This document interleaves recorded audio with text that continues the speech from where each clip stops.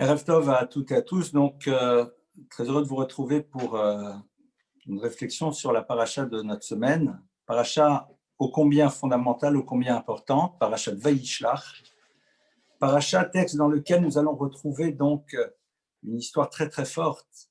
C'est la rencontre au bout d'un certain nombre d'années entre Yaakov et Esav, entre ces deux frères, et tout l'enjeu que cette rencontre représente par rapport à la suite de leur histoire. Et c'est ce que nous allons essayer de développer ensemble. Alors, tout d'abord, se rappeler que Yaakov et Esav donc, sont séparés depuis un certain nombre d'années. Yaakov, on va le dire, s'est enfui de chez son père pour échapper à la colère de son frère qui lui reproche de lui avoir volé le droit d'aînesse, de lui avoir pris ses bénédictions. Nous savons très bien que les choses sont légèrement différentes et on verra d'ailleurs que Esav le reconnaîtra par la suite. Yaakov, entre-temps, est parti chez Lavan. Il a trouvé là-bas ses épouses, il s'est marié avec elles, a eu ses enfants jusqu'à Joseph. Et puis, Yaakov donc repart. Il repart à la rencontre donc de son frère. Non, pas du tout. Il n'espère pas le rencontrer sur la route. Il repart pour aller vers la terre de Canaan, vers ce que l'on appellera par la suite la terre d'Israël. Seulement, en route, eh bien, il va rencontrer son frère, et le texte nous dit que son frère arrive avec Arba Meotishimo, avec 400 cavaliers, 400 guerriers, et Yaakov est là avec sa famille, et évidemment prend peur, car il ne sait absolument pas où Esav en est au niveau de ses intentions belliqueuses, ou potentiellement belliqueuses, et donc il va lui envoyer tout d'abord des cadeaux via des émissaires. Il va prier, il se préparait aussi à la guerre, puisqu'il ne sait pas du tout quel est l'état d'esprit, et sa préparation, disent nos maîtres, c'est quoi? Eh bien, c'est comme le verset nous le précise, une séparation du camp entre deux parties, et comme Yaakov le dit très bien, si Esav vient vers un camp et le frappe, le camp de ceux qui restent seront les rescapés. Ça, c'est donc un petit peu le cadre. Yaakov part, il est en route, et le texte nous dit que cette fameuse nuit où il va séparer son camp de parties, il va repartir en arrière sur ses pas. Il va retourner sur ses pas et il va, dans son retour en arrière, rencontrer Ish, un individu, Vaya avec Imo Adalota Shachar, et le texte nous dit qu'il combat avec lui jusqu'à ce qu'arrive l'aube. Le texte continue et nous dit qu'à l'aube, cet individu, voyant qu'il ne peut avoir la victoire contre Yaakov, eh bien, tente de le déstabiliser, lui donne un coup à la hanche, au creux de la cuisse exactement. Et Yaakov s'en va un peu claudiquant, c'est vrai, mais néanmoins, Yaakov gagne cette bataille parce que cet homme ne peut d'aucune manière le renverser, le mettre à terre. Et Yaakov dit à celui que l'on appelle Ish, cet homme, je ne te laisse repartir que dans la mesure où tu me bénis. Et celui-ci lui dit, eh bien, ton nom ne sera plus Yaakov, mais sera Israël. Voilà un petit peu le cadre. Alors évidemment, vous savez que cette histoire est extrêmement importante, et nous allons essayer d'analyser un certain nombre des éléments de celle-ci à travers, entre autres, l'enseignement du Rav chez Shapira, rapporté dans Mimamaki, mais je vais essayer peut-être un petit peu d'élargir les choses. Le point de départ, évidemment, c'est de comprendre quelle est cette rencontre et surtout, à quel moment est-ce qu'elle a lieu. Elle a lieu alors que Yaakov est en train de partir vers la terre d'Israël, c'est vrai, mais brusquement s'arrête et repart en arrière. Et ce retour en arrière, il est là pourquoi, disent nos maîtres, Vaïsher Yaakov levado, Yaakov se retrouve levado seul. En effet, il est seul dans la nuit, c'est dangereux, il est en train de repartir en arrière. Et nos maîtres nous disent le cadeau. On ne va pas dire levado seul, mais le cadeau pour ses cruches.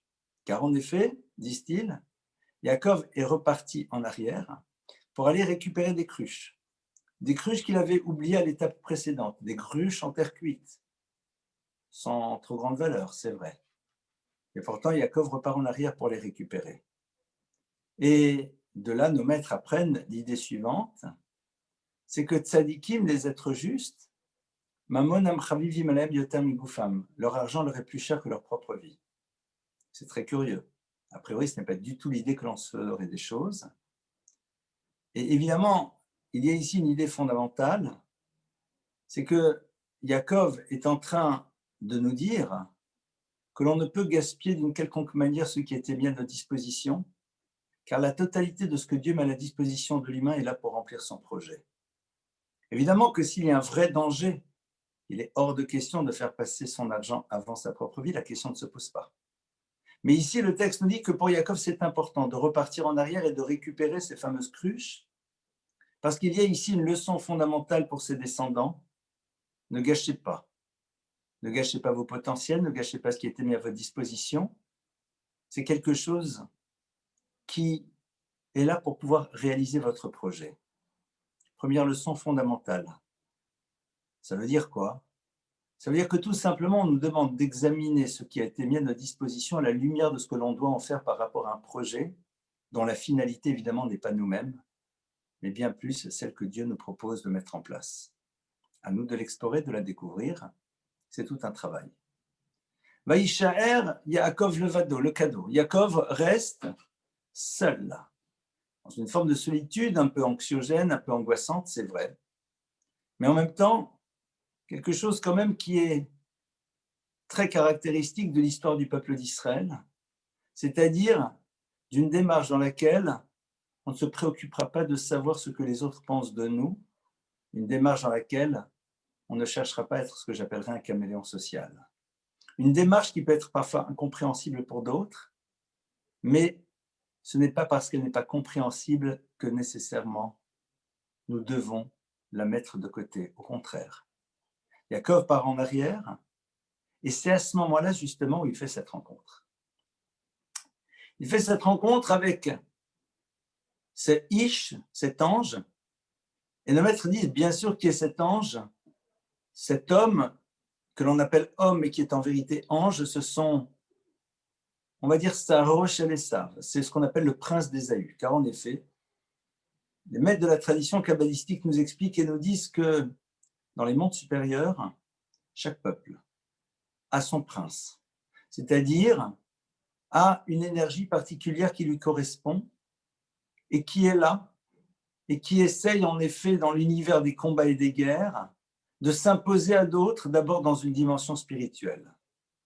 Puis dans un second temps, la conséquence de ce combat spirituel se retrouvera ici-bas sur terre. Ce combat, disent nos maîtres, préfigure le combat que Yaakov va mener contre Esav et que Esav va mener contre Yaakov, et ce, pendant toute la nuit de l'exil. Vous avez déjà sûrement entendu cet enseignement. Mais on va essayer de mieux percevoir où se situe ce combat, surtout en analysant les mots que la Torah utilise pour le décrire. Et je lis le texte. Vaïa avec Ish Imo, Vaïvater Yaakov levado, pardonnez-moi. Yaakov resta seul. Vaïa avec Ish Imo ad alot hashachar. Et, première traduction, Vaïa avec, il combattit Ish, un individu, Imo, avec lui, ad alot hashachar, jusqu'à ce que le shachar, le matin, l'aube se lève. Et il a vu qu'il ne pouvait pas faire contre lui, vis-à-vis de lui.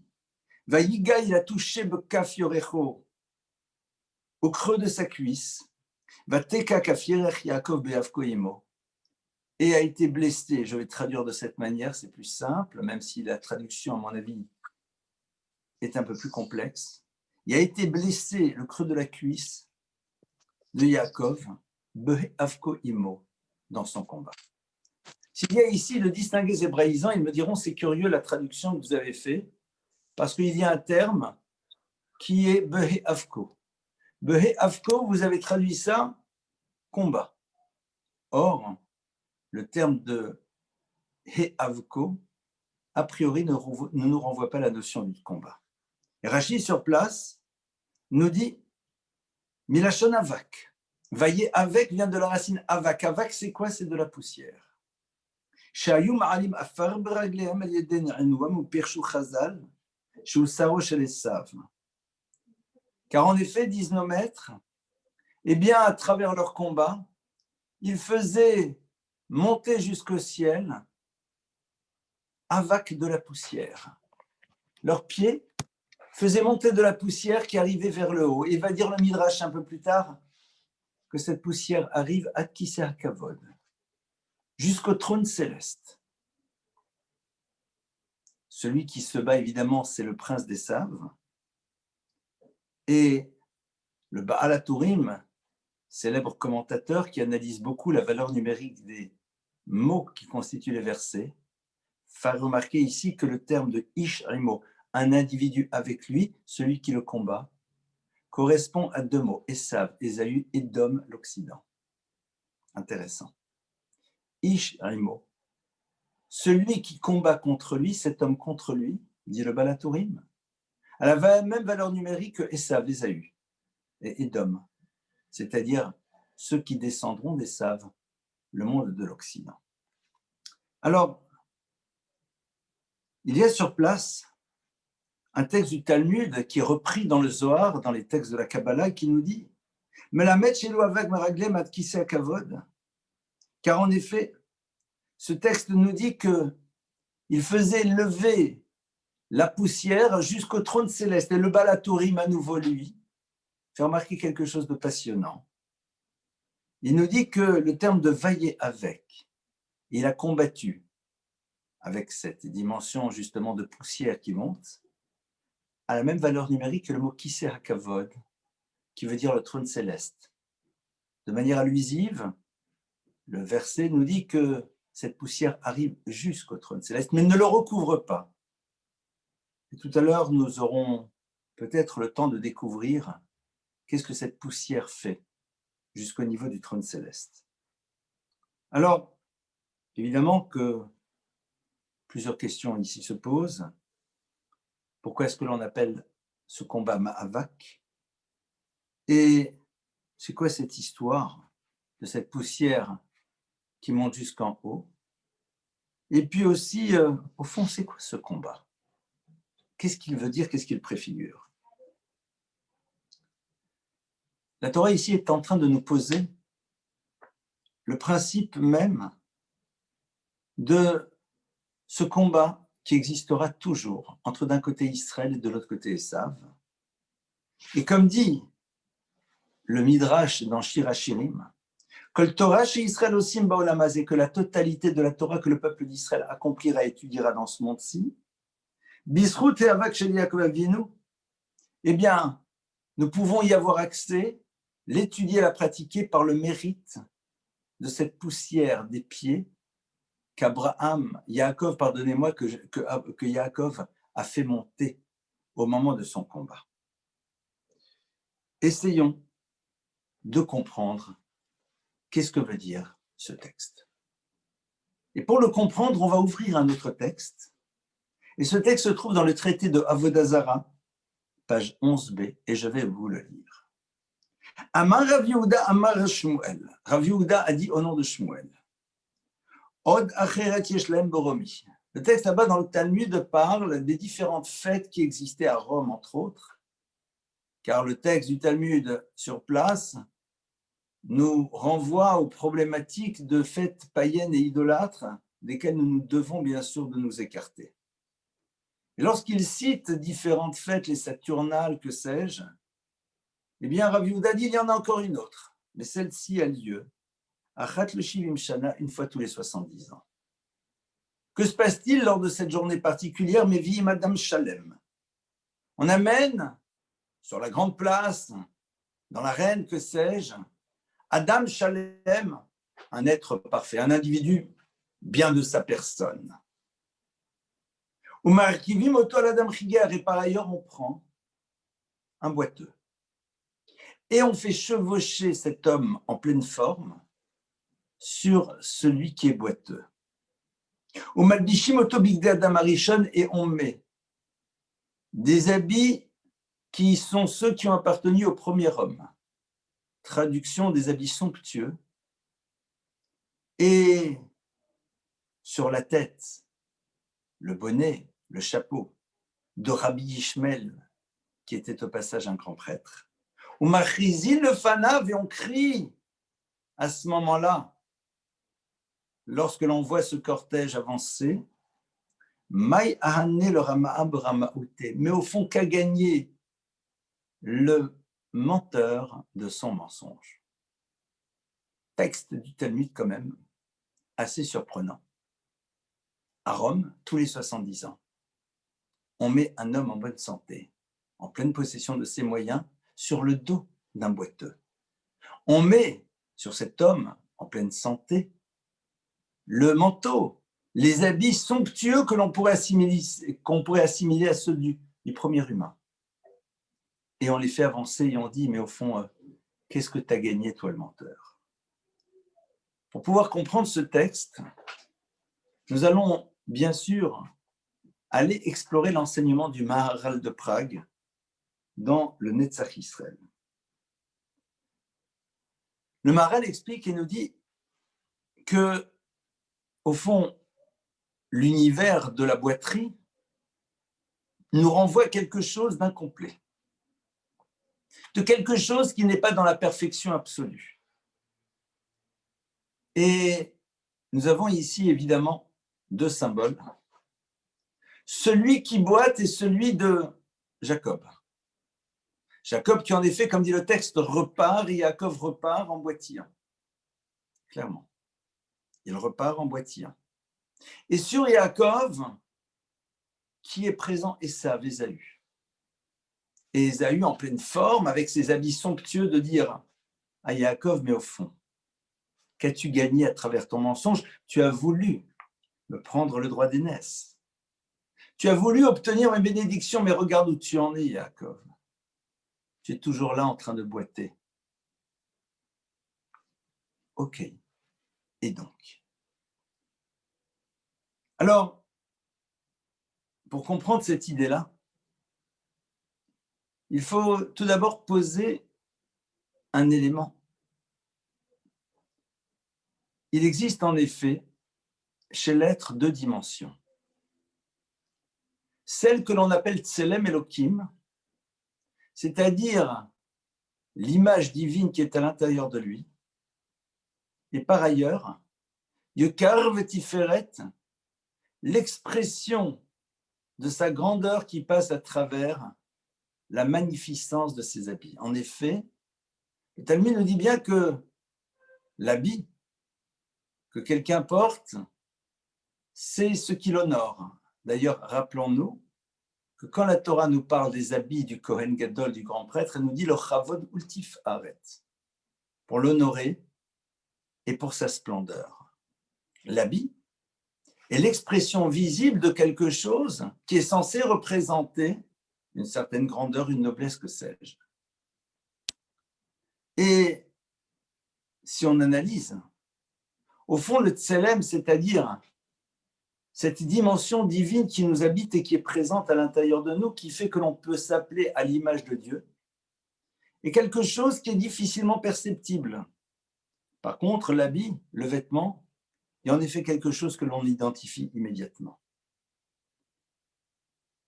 Lorsque Jacob et Ésav arrivent dans l'histoire, eh bien, ils arrivent dans un monde dans lequel cette double dimension est présente. Et la question est de savoir qui va s'approprier quoi. Au moment où Jacob arrive dans l'histoire, il va s'approprier cette dimension d'intériorité de Tselem Elohim, Yoshev Walim. Yaakov est à l'intérieur de la tente. Il n'est pas visible. Il ne veut pas se rendre visible.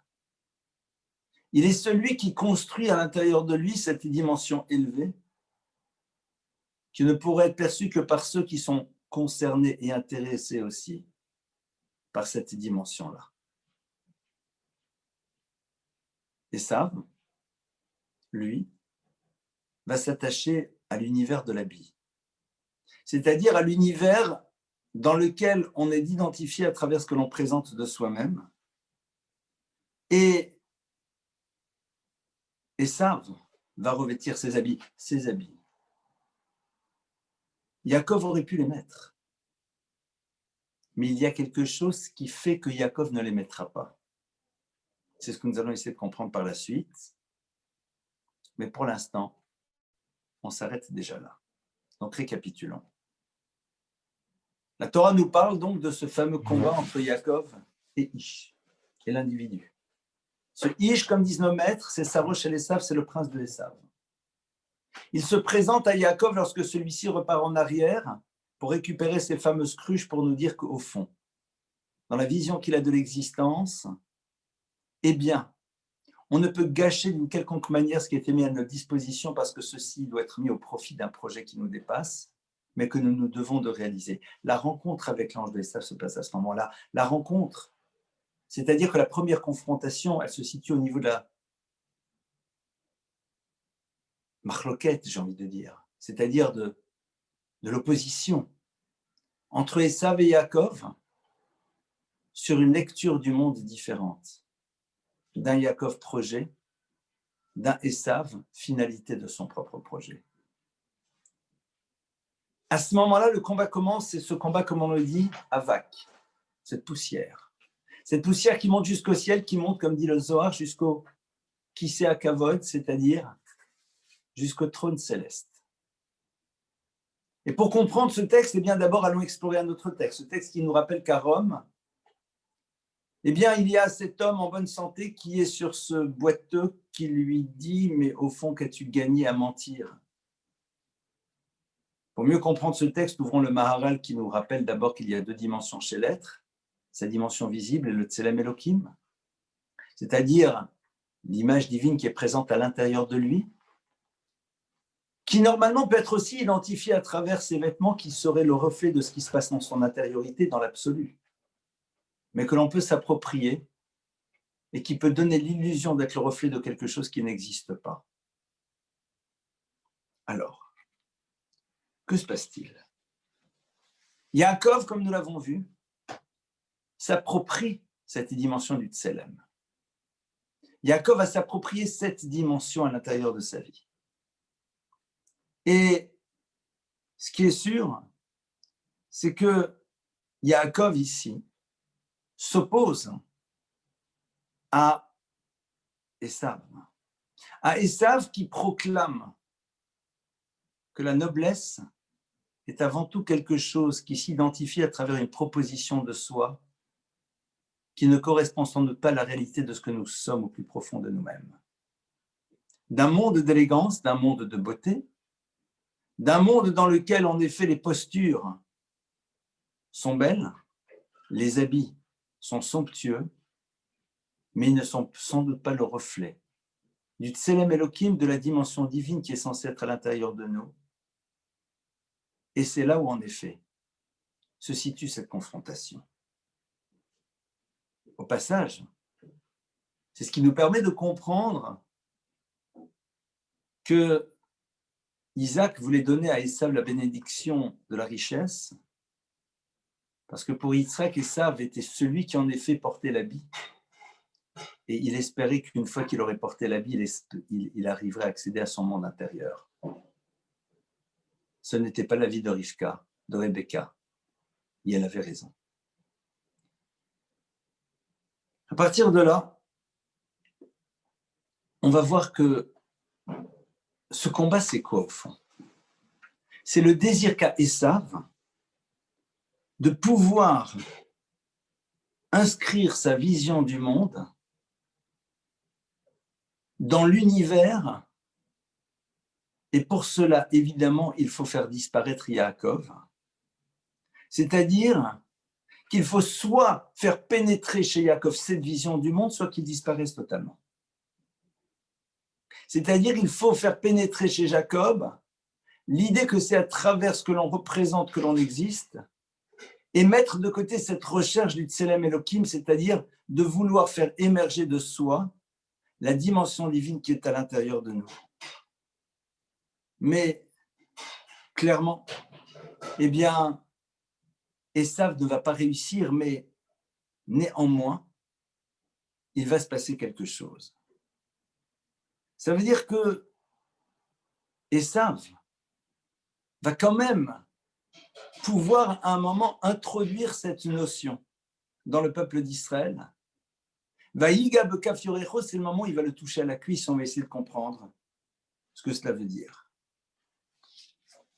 Alors, première chose, on va essayer de réfléchir, c'est quoi ce vailler avec?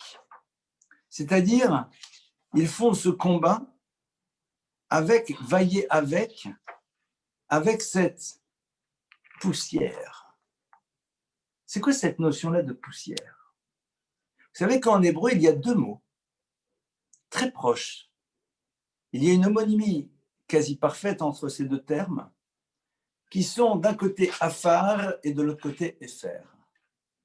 Afar, c'est quoi? C'est la poussière. Épher, c'est quoi? Eh bien, c'est la cendre. Et ici, si on réfléchit au fond, quelle différence il y a entre les deux? La différence, elle est simple.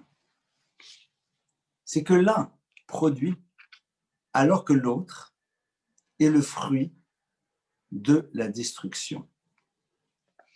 En effet, cette poussière peut être d'un côté ce que l'on retrouve au sol et qui en effet peut faire germer des choses, ou au contraire quelque chose qui est l'expression de la destruction. Pourquoi? Parce que lorsque l'on prend une réalité et qu'on la brûle, eh bien, dans ce cas-là, on dit bien qu'elle est réduite en cendres. Et ça, c'est en effet cette dimension-là qui va être présente. Ils font monter en effet cette dimension-là jusqu'au Kisé à Kavod. Ça veut dire quoi? Ça veut dire que Esav, au fond, dans son combat avec Yaakov, veut introduire cette vision du monde qui est que la réalité importante des choses, eh bien, c'est celle qui n'a pas de devenir. Traduit de manière différente, une vision de l'instantanéité, une vision d'un monde dans lequel ce qui va être important, c'est ce que tu proposes de toi-même. Et c'est ça que Esav va chercher à faire pénétrer chez Yaakov. Comment est-ce qu'il fait? Comment est-ce qu'il fait pénétrer cette dimension-là chez Yaakov? Comment est-ce qu'il va réussir à l'introduire? Alors, comme on l'a vu, ce combat dure toute la nuit. C'est la nuit de l'exil. Esav n'y arrive pas. C'est-à-dire que Esav n'arrive pas à faire pénétrer chez Yaakov l'idée que l'accessoire devient essentiel. Il n'arrive pas à faire pénétrer chez lui l'idée qu'au fond, c'est avant tout ce que tu présentes de toi qui va être fondamental. Mais néanmoins, lorsqu'arrive l'aube, c'est-à-dire lorsque l'heure de la délivrance est proche, alors Esav tente, j'ai envie de dire, un dernier coup. Il le touche bekaf yorecho, c'est-à-dire au creux de la cuisse, et disent nos maîtres, ça veut dire quoi qu'il le touche au creux de la cuisse? Qu'est-ce qui se passe à ce creux de la cuisse? Eh bien, il se passe deux choses. Tout d'abord, il le touche à travers ce qui est l'univers de la reproduction, c'est-à-dire un monde dans lequel on va peut-être s'attaquer en premier lieu à ceux qui vont naître, c'est-à-dire aux plus jeunes. Et ça va compris que peut-être la manière de transformer la vision qu'a le peuple d'Israël sur l'existence, c'est de ne pas attendre que sa jeunesse se soit suffisamment construite pour se positionner dans son regard sur les choses. Et ça, et celui qui en effet va mettre en place ce que j'appellerais une forme de stratégie, dans laquelle c'est ceux qui en effet ne sont pas encore suffisamment construits que l'on va chercher à atteindre. pour leur apprendre à exister à travers ces éléments extérieurs. Première chose. Seconde chose, disent nos maîtres, il le touche bekaf yorecho, à la hanche, mais à la hanche, c'est-à-dire il va attaquer à un moment ce que l'on appelle guide anaché, ce fameux nerf sciatique. Or, dans la tradition kabbalistique, on nous explique qu'il y a chez chaque être humain 365 tendons et nerfs différents. Et que chacun de ces tendons et de ces nerfs correspond à quoi? À 365 interdits qui eux-mêmes se retrouvent sur les 365 jours de l'année. Chaque tendon, chaque nerf correspond à un interdit particulier, chacun d'entre eux correspond à un jour de l'année solaire. Et, disent les maîtres de la Kabbale, le guide anaché, c'est-à-dire ce tendon, ce guide anaché, ce nerf sciatique, eh bien, il correspond à une journée de l'année. À quelle journée correspond-il? À celle de Tisha B'Av, celle du 9 Av. Qu'est-ce qui se passe le 9 Av? C'est la destruction du temple de Jérusalem par les descendants des Saves, par Rome. Mais pourquoi le temple va-t-il être détruit? Quelle est la raison pour laquelle il disparaît? Eh bien, nous le savons parfaitement à cause de ce qu'on appelle sinat trinam, c'est-à-dire la haine gratuite. Mais qu'est-ce que la haine gratuite? Elle est l'expression de quoi? De la difficulté que l'on a de voir l'autre dans sa réussite et risquer à travers cela de nous faire de l'ombre. Elle existe dans un monde dans lequel on veut se voir exister et que personne ne nous jette d'ombre pour continuer à exister à travers ce que les autres voient de nous. Lorsque quelqu'un vous met de l'ombre, les autres risquent de moins vous voir. Or, dans un monde dans lequel l'élément qui détermine ce que nous sommes et avant tout la manière dont on est vu par les autres, évidemment que je ne peux supporter. Je haïs celui qui potentiellement pourrait me faire de l'ombre. Quelque part, cela revient à dire que ce qui est important, c'est le vêtement. C'est-à-dire cette vision de moi, la manière dont je vais être perçu par les autres. C'est quelque part ça, ce que Esav a voulu introduire. Celui qui, en effet, a construit son monde intérieur et n'existera pas à travers son habit, c'est-à-dire n'existera pas à travers la perception que l'on aura de lui, ne sera pas à l'affût du nombre de likes, ne sera pas à la recherche de ce qui lui permettra d'être mieux perçu du monde dans lequel il se trouve. Celui-là, en effet, est dans l'univers de Yaakov, c'est-à-dire dans le monde de l'intériorité, dans le monde du Tselem, dans le monde de ceux qui ont envie d'être à l'image de Dieu, c'est-à-dire de définir leur identité à travers ce qu'ils sont en train de construire à l'intérieur d'eux-mêmes, qui évidemment, d'une manière ou d'une autre, va transparaître. Mais ce n'est pas le point central, ce n'est qu'une conséquence. Sinat trinam, la haine gratuite, c'est le refus que l'autre me fasse de l'ombre, et donc cette haine que j'éprouve pour toutes ces personnes qui m'empêchent d'être le plus en lumière. Guide anaché. C'est là où, en effet, Esav va frapper, c'est-à-dire il va chercher, à la fin de l'histoire, à créer dans le peuple juif cette dimension de sinat trinam, de haine gratuite, qui est au fond l'exclusion de toutes celles et de tous ceux qui nous empêcheraient d'être perçus et d'être vus des autres. De toutes celles et de tous ceux qui risqueraient d'altérer l'image que l'on a envie que les autres aient de nous. Traduction. Et je prends ici des mots un peu forts et je vous prie de m'en excuser. Vous saurez les atténuer par vous-même, j'en suis sûr. De ceux qui voient, par exemple, dans ces affreux barbus, des personnes qui dévalorisent la vision que l'on pourrait avoir de l'être juif bien dans la société, inscrit par ceux qui l'entourent dans le wouzou dont on rêve de faire partie. de ces Juifs qui, au fond, amoindrissent la belle image que l'on voudrait que les autres aient de nous, qui, hommes d'affaires, avocats, artistes, qui cèdent et qui se plient à la volonté des systèmes qui ne les accepteront que dans la mesure où ils ressemblent à ce qu'ils leur ont demandé d'être, de celles et de ceux qui rêveront d'être aimés d'un monde qui ne les aimera que s'ils se plient à leur volonté. Pour Yaakov, il y a un principe, c'est que l'on n'a pas besoin d'être aimé de ceux qui ne nous aimeront que si à un moment, nous sacrifions notre identité sur l'autel de la pression sociale et de ce que la société nous demande d'être pour pouvoir être accepté par elle. Et c'est vrai que là, c'est en effet quelque chose de très puissant que Esav met en place et qui peut créer cette fameuse haine gratuite parce que l'autre me dérange parce qu'à un moment, il risque d'altérer mon image parce qu'il est juif comme moi, je suis juif. C'est juif pouilleux. Non, mais ça, c'est les autres. Ça, c'est les orthodoxes. C'est pas nous. Ce n'est pas nous.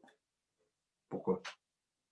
Parce que si c'est nous, alors brusquement, l'image que les autres pourraient avoir de nous, de Esav, vis-à-vis de nous, pour être dérangée. Et au fond, si c'est un moment, ça nous touche, c'est que quelque part, Esav est en train de réussir. Esav nous pénètre.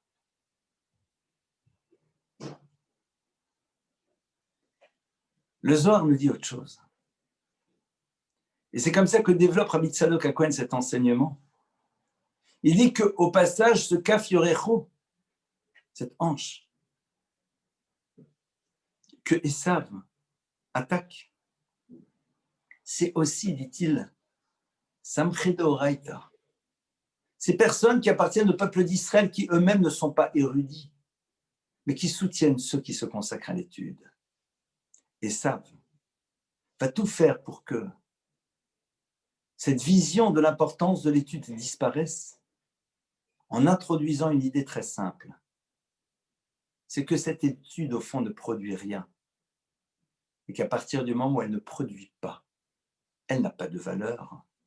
Donc il n'est pas nécessaire de la soutenir et de lui permettre d'exister. Or, nous savons pertinemment que cette étude apporte, mais peut-être pas dans une vision quantifiable et mesurable, telle que Esav le veut. Elle apporte parce que transformant celui qui l'étudie et impactant l'univers qui est autour de ceux qui étudient par ricochet, ce que j'appellerais les bénéfices collatéraux de l'étude de la Torah. Et regardez comment Esav peut s'introduire. Esav est celui qui nous amène à un moment à nous dire la chose suivante. Oui, non, mais vous savez, les gens qui étudient, ils vont devenir profs, ils vont encadrer, donc c'est pour ça qu'il faut les aider. C'est terrible. D'être obligé d'expliquer qu'au fond, ce n'est que le jour où ils produiront qu'ils seront des êtres intéressants, et donc c'est la raison pour laquelle, comme ils ne produisent pas pour l'instant, mais ils vont produire un jour, alors ça vaut peut-être la peine de les aider. Vous imaginez ce que ça veut dire? C'est-à-dire que chez nous, dans le peuple d'Israël, on n'est plus capable à un moment de prendre conscience de la valeur et de l'importance fondamentale de ce que représente l'étude de la Torah en tant que telle, et qui nous concerne toutes et tous, hommes, femmes, jeunes et moins jeunes, hommes d'affaires, plombiers, électriciens, avocats, infirmières, médecins, architectes, femmes au foyer, dessinatrices de mode, directrices de collecte, ce que vous voulez. Cette étude, elle est celle qui permet de développer le Tselem Elohim, cette dimension divine qui est à l'intérieur de nous. Elle ne produit rien, mais elle transforme. Et cette transformation n'est visible que par ceux qui y sont sensibles. Et quelque part, Esav ne veut pas d'un monde dans lequel on le renvoie à un questionnement sur la valeur et l'importance de l'intériorité. Ça, c'est ce que Esav tente. Et en effet, le peuple d'Israël est déstabilisé, il repart en boitillant. Pourquoi? Parce que justement, Et ça va compris le point faible. Sinatrinam, la haine gratuite. Le peu d'importance que l'on va donner à l'étude. Ou alors, la vision d'une étude de la Torah qui est à l'instar des autres études, valable que dans la mesure où elle produit quelque chose. Alors comment on fait? Comment est-ce qu'on fait lorsque l'on voit que ça va être ça ce que ça va tenter à la fin de l'histoire, c'est-à-dire dans notre histoire? Quand Esav, en effet, va tout faire pour que les phénomènes de mode soient au cœur même de nos préoccupations quotidiennes, de nos places, de nos positionnements, de nos recherches des honneurs, du désir que l'on a d'abattre celles et ceux qui nous font de l'ombre, de ceux qui risqueraient d'altérer la belle image que l'on a envie que les nations du monde aient de nous. Vous imaginez un petit peu. Être fier de dire qu'au fond, eh bien, entre vous et nous, c'est la même chose. Ce qu'il y a chez vous, il y a chez nous aussi. C'est ça notre fierté. La fierté, c'est celle qui est issue de la ressemblance, ou au contraire, la fierté s'exprime à travers la découverte et la revendication, non point manifestation de notre singularité, de par le fait qu'on a décidé de la vivre, et en la vivant, eh bien, brusquement, elle apparaît à l'univers comme étant une invitation à réfléchir aussi à sa propre singularité. Comment est-ce que l'histoire se continue? Eh bien, il y a un texte très intéressant qui nous dit que lorsque Yosef arrive, lorsque Joseph arrive dans l'histoire, eh bien, Yosef arrivant dans l'histoire ressemble à l'histoire de celui qui voit face à lui des énormes charrettes remplies de lin, qui lui barrent le passage, qui l'empêchent d'avancer, et qui se dit, mais comment vais-je faire? Elles prennent un tel chemin, ces charrettes, elles traversent ma route, elles prennent tout l'espace. Puis-je encore exister? Regardez cela. Et quelqu'un lui dit, jeune homme, regarde ce que tu as en main. Tu as en main une petite braise rougeoyante, jette-la sur cela. Et tu vas voir que qu'en quelques instants, l'espace sera libre. Disent nos maîtres, Esav, c'est la paille. Yaakov, c'est le feu. Joseph, c'est quoi? C'est cette flamèche qui en effet peut s'opposer à ce rouleau compresseur qui est en face et qui est celui d'Esav. Pourquoi Yosef? Qu'est-ce qu'il représente? Yosef, disent nos maîtres, est à l'image de sa mère. Yosef, c'est le premier fils de Rachel, de Rachel. C'est quoi la particularité de Rachel? La particularité de Rachel, c'est plachashtika. Disent nos maîtres, c'est la capacité de savoir se taire. Rachel qui voit que l'on amène sa sœur Léa